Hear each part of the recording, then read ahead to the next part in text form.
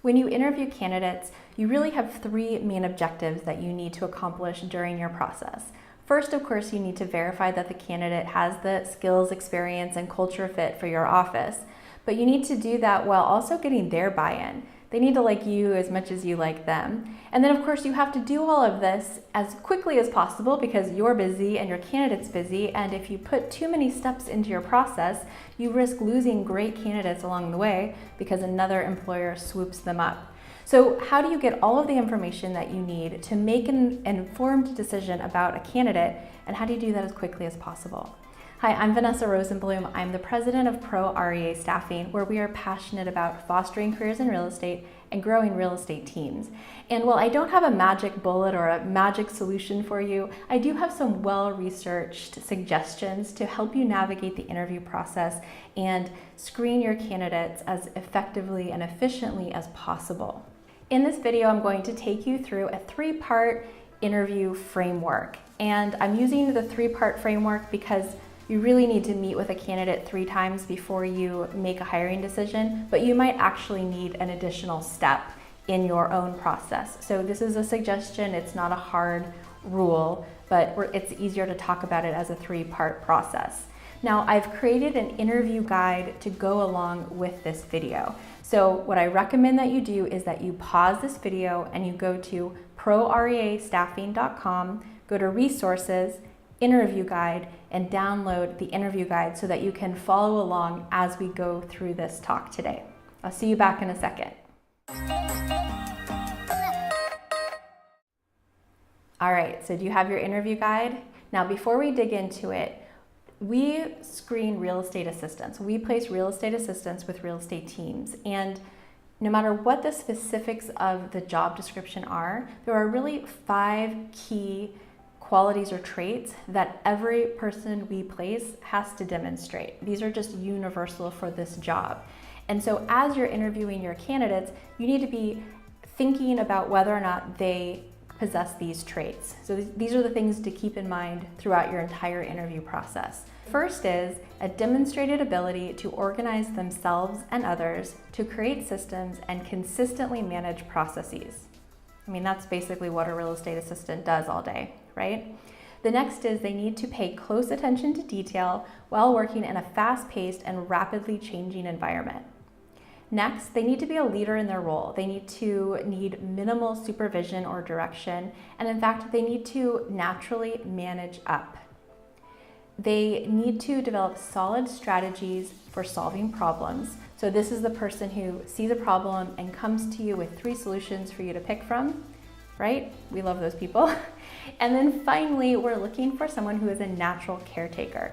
And this is just essential. Every leader of a company, every top salesperson needs a caretaker in their corner. This is the person who looks at your schedule and realizes that you're not going to have time for lunch. And so they have a sandwich delivered to you so that you can eat it in your car on your way to your next meeting. Oh yeah, and they remember that you don't like goat cheese.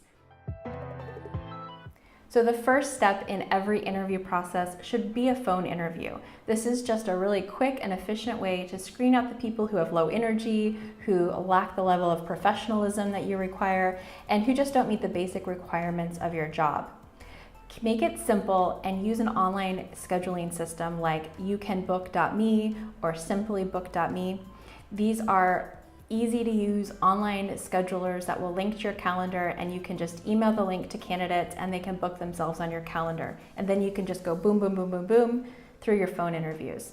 Keep these short. I would schedule them no more than 20 minutes apart. And honestly, a lot of my phone interviews don't last more than 7 or 8 minutes. As soon as I know that they're not going to be a match for the job, we wrap up the interview. In my interview guide, I have a template for a real estate assistant phone interview. And in the email that you received with the interview guide, I have an editable version, so you can create your own template around these questions. So I put the most important things at the top, the things that are disqualifiers. We just get that out of the way up front, and then we dig more into who the candidate is, and we get some additional information about what they're looking for and why they're looking, those kinds of things. Remember to take notes. Trust me, after you've interviewed 20 candidates, you will not remember why you liked candidate number 4. And make sure to include notes about things you wanted to follow up on or dive deeper on in your in-person interview. But once you've completed this, you're ready to move candidates forward to your in-person interview. So let's just talk about some basic tips for interviewing candidates in person. And these are mistakes that I see new hiring managers or people who are not comfortable interviewing. These are the kind of mistakes that they make. The first is listen more than you talk and stay in the question. This is hard for a lot of people, but just ask your question and stop talking. Silence is okay. Just ask your question one time and stop talking. The next is to have an outline of questions that you want to ask, but don't stick to a script. In the interview guide, you'll see that I have a lot of questions in there. Definitely don't ask all of those questions, but pick and choose the ones that are the most relevant for you and have a list of maybe 15 or 20 questions that you hope to cover in your interview. And then have a conversation with your candidate. Remember, you also need to build relationship with this person as you move through this process. And really, there's nothing more off-putting than sitting across the table from someone who is reading questions off a list and just checking off every question they're supposed to ask you. It's really off-putting, so don't do that. The next is to ask follow-up questions. And this is important no matter what, but this is a lifesaver when you've asked a question and maybe your mind has wandered or you're not quite sure what to ask next. A follow-up question gives you a second to compose yourself and plan your next step. So for example, let's say you asked a candidate to tell you about a project that they completed in their last job that they were really proud of. So your follow-up questions might be as simple as, tell me more about that. Or what did you learn? What problem or what challenges did you face as you completed that project? What did you enjoy most about that project? How did you balance working on that with everything else that you had to do? And looking back, what would you do differently now that you have hindsight? So think about how much more information and how much deeper you can go with a candidate by asking follow-up questions to a key question. And really, most of the time, the more interesting information, the stuff that you really need to get to, isn't answered on the topical question. It's answered in those follow-up questions. And then going along with that, you need to dig in for details. A lot of candidates stay on the surface and they won't really get into the specifics, and you need to get them down into the details so that you can really verify that they actually do know what they think they know or what you think they know. So for example, let's say a candidate told you that they were used to managing 10 transactions at a time in their last real estate office, 10 transactions a month. And so your follow-up questions would be, walk me through a typical transaction and tell me about your specific responsibilities at every stage of the process. And slow them down if they start to get too topical with you. Like, you want every single step.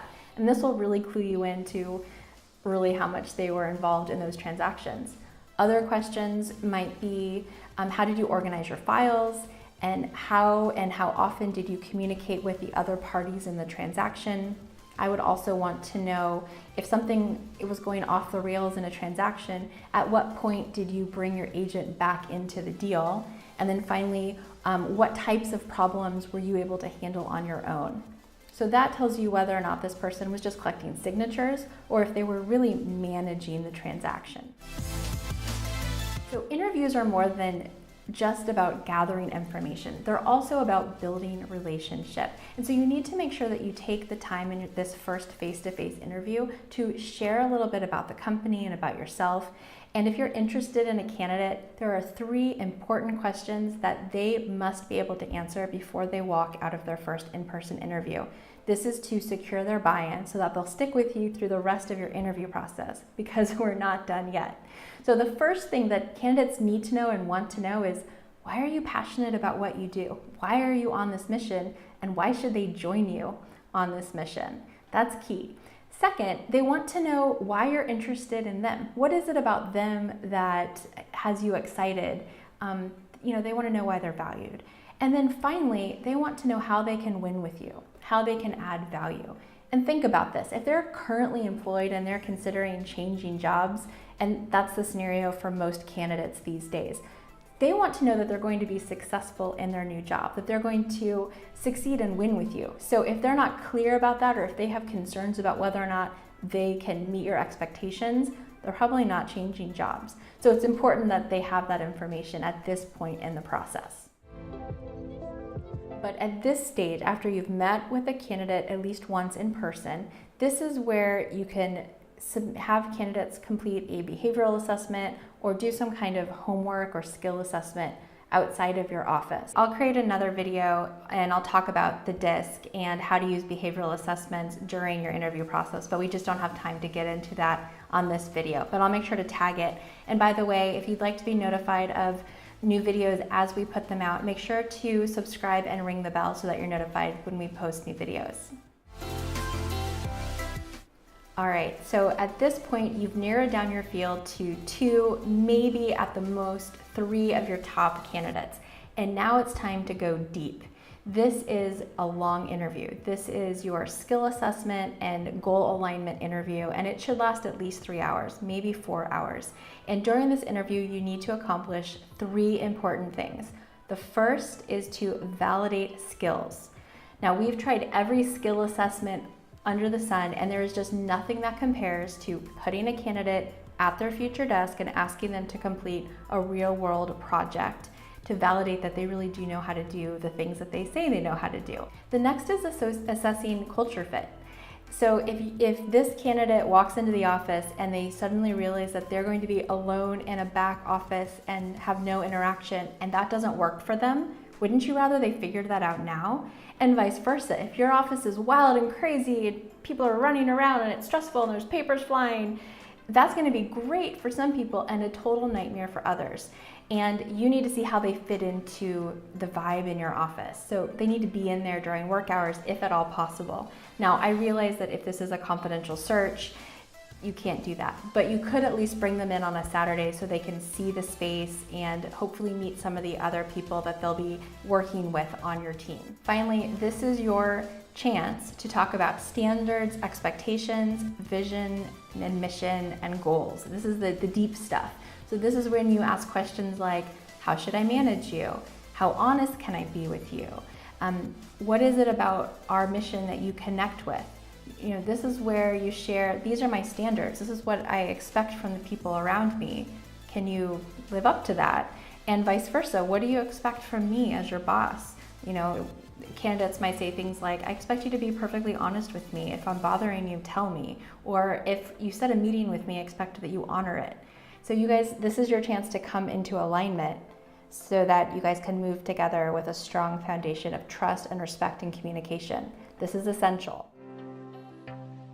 All right, you guys, we finally get to the end of this process, but you're not quite finished yet. By the time you finish your 2 or 3 deep dive interviews with your top candidates, you should be really clear about who you're excited to hire, and they should be equally excited about you and the opportunity. But you're not quite done yet. So this is where you need to wrap up your references. If you still haven't spoken to at least 3, but hopefully 5 or 6 professional references, you need to make sure you do that just so that you can validate what you think you know about a candidate and uncover any issues that you might need to address with the candidate. And now you're ready to write an offer and go off into the sunset with your ideal candidate. Congratulations, whew, you made it all the way through the process. Now, I know it can be a lot, but it's essential that you follow a framework and you work a process in order to make a hire, and that you don't skip any of these essential steps, especially the deep dive interview. Even if you think someone is absolutely perfect and they check every box, you still need to validate their skills. You still need to make sure that your standards and expectations are aligned. And you still need to make sure that they are a good culture fit for your office, that they fit into your environment. So do not skip this step. If I can help you with any of this, if you'd like help with screening candidates, or you'd like some coaching on how to improve your process, reach out to me. You can schedule a free 30-minute consultation by clicking on the link in the description below. And I'll see you on the next video.